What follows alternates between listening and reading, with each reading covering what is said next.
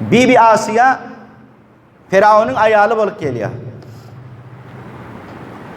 Firavun'un ayalı Bibi Asiya Müslüman oldular diyor.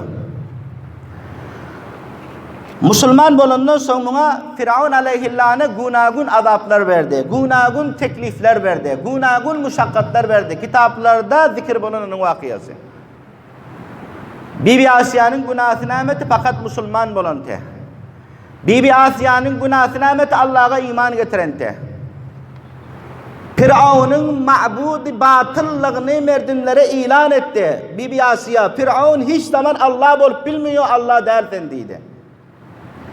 Ama Firavun aleyhillâne dava ediyordu. Men Rabbu a'la deyip dava ediyordu. Men Hudanık deyip dava ediyordu.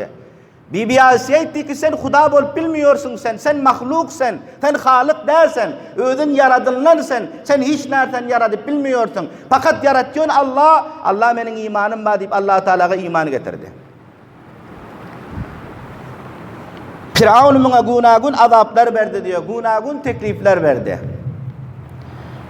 Bilahira Firavun buna etti ki eğer sen imanından kaçsan kayıt, İslam'ından kaçsan kayıt, olmasa ben sen öyünden çıkarıp haydarın deydi. Öyümden kovarın sen deydi. Olamalar ediptir ki bir ayalın bet nesipliği sol deyiptir. Eğerinin öyünden kovulsa ondan göre bet nesiplik olmuyor deyiptir. Eğerinin öyünden kovulmaklığın öde bir köp kette bir yaman zat oluyor deyiptir. Bibi Asiya'ga hem Firavun aleyhillâne etti ki men sen öyden çıkar kovarın deydi. Öyümden cay vermerim sana deydi. Bibi Asiya radıyallahu ta'ala anha dua ettiler son. Karan neme deyip dua etti. Bibi Asiya razı niyadını Firavun'a etmedi. Bibi Asiya gamını, teklibini Firavun'a etmedi. Bibi Asiya kime etti? Rabbul alemin pak parverdigar'a etti.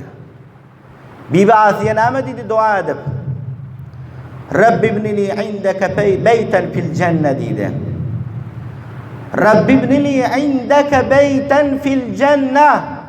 Ey paka parverdigara, Firavun beni öyünden kovbati, Firavun beni cayimden kovbati. Lekin ödün bana cennetten bir öy kurşağın deyip Allah'dan diledi.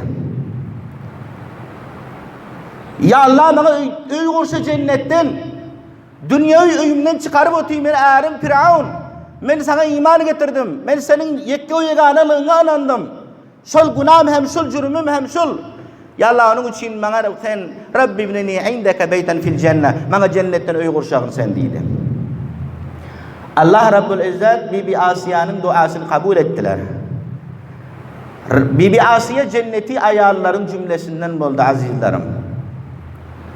Binaen malum olduğunda karan eğer bizler Allah Rabbul İzzet'e yıkılsak Allah Rabbul İzzet duamızı hatmen kabul ediyor eken. Yine afsus abiler Allah Rabbul İzzet'e yıkılamız yok. Allah Rabbul İzzet'e teveccüh ziyad edemiz yok. Peygamber Huda sallallahu aleyhi ve sellem üstüne müşkülatlar gelen pilla teklifatlar gelen pilla Allah'a teveccüh ediyordular.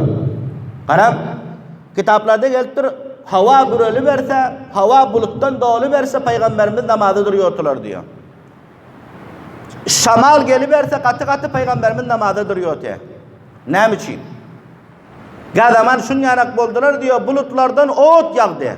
Cala yağman bulutlardan ot yağdı. Aşağıdakilerini alav verip koydurup gitti. Gahi zaman şamallar gelen teki şamallar daş atıp aşağındakini berbat etti. Şamallar götürüp vurup o dağdan o dağa ertip o daştan o daşı ertip merdimlere niçin nabut etti.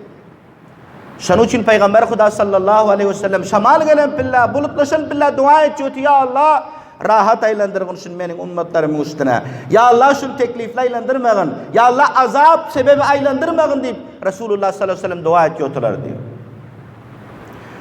Böyle dualar etmeklik, razı niyaz etmeklik Allah Rabbul İzzet bilen hiçbir işgali yok. Dilende Allah Teala'dan dilemelik biller beriyon Allah Teala hiç vakit Allah Teala bendesinin duasını reddetmiyor. Özel diyor ki Allah ucibu daveted da'i. Men dua ediyor adamların duasını kabul ediyorum deyip Allah Teala özü ilan edip otuyor.